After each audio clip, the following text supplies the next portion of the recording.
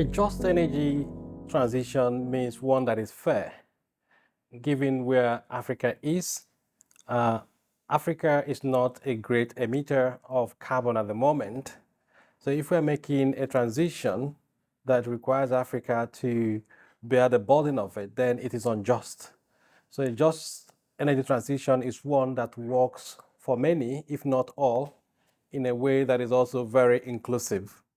A sustainable energy transition is one that takes into consideration the environmental, economic, and social impact of energy consumption to ensure that none of these issues suffer in any way.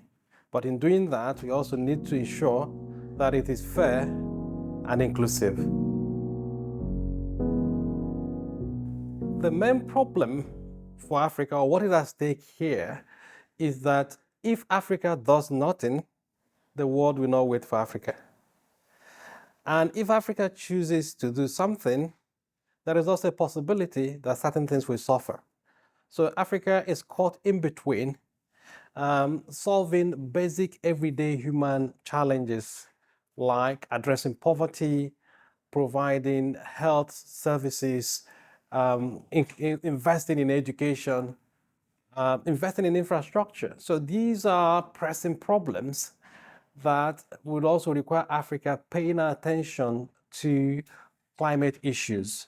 So caught in between, sometimes it's a matter of putting food on the table and thinking about the environment. And in most instances, it's like that because you have many people in Africa who are struggling with these daily needs.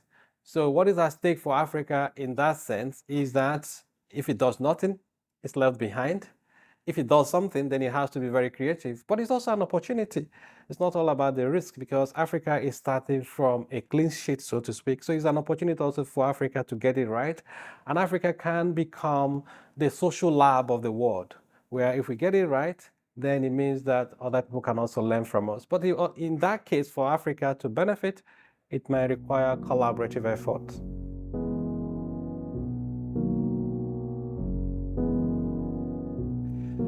The factors at play here would include one, the raw materials, where are they coming from? Because if we're talking about energy transition, we're also talking about renewable energy and also changes in technologies, in transportation.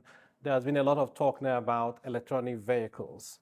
But electronic vehicles will require batteries, and batteries will require raw materials. Some of these raw materials also come from Africa. So you're looking at the value chain or the supply chain, and you're wondering how sustainable are these? And as it stands, we may not even understand the full implication, the life cycle analysis of electronic vehicles in particular. So assuming the world shifts to electronic vehicles today, what are the possible outcomes going forward? What would environmental pollution or e-waste look like? And who will suffer that, and who will bear the brunt of it? So these are some of the issues at stake. So you also have technology also as an important dimension, R&D, research and development. At the moment, there is a danger that Africa might end up depending on foreign technologies and foreign R&D.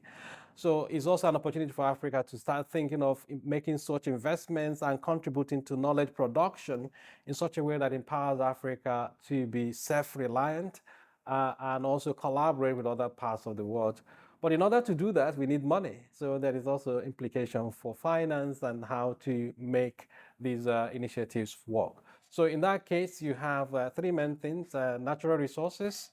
You also have research and development, or the technology side of things, as well as the financial dimension.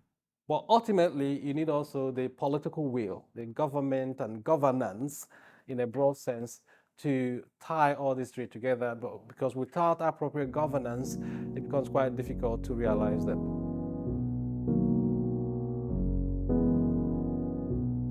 These points are covered in a program because we framed it in such a way that we are looking at the energy needs of Africa, but understanding the energy needs of Africa within the context of the climate change conversation, because it's not one or the other. If you present only climate change without the energy needs of Africa, it might be out of place. And also, if you think about energy needs of Africa in the absence of climate change, it is not complete. So we bring the two together, but bringing them together is not just sufficient. We need to think about the financial implications as well as the R&D implications. So, and also the role of governments and different actors, the private sector, the CSOs, coming together to solve these problems. Then the question is, why is EUI an important player here? And EUI has over time developed the expertise in regulation, for example. EUI has also established a new school of transnational governance, and climate change is a transnational issue. So EUI has the expertise in terms of regulation, in terms of governance, but also the EUI has the Florence School of Banking and Finance, which also can speak to the financial dimension. So an EUI is an European entity which has the legitimacy to speak on these issues, and EUI is reaching out to Africa. Last year we were in Kampala, and this year we are in Accra, in Ghana. The idea is for EUI to build stronger relationship with Africa, and we see this as a good opportunity to establish that relationship and build something that will last longer than just coming for a 3-day program.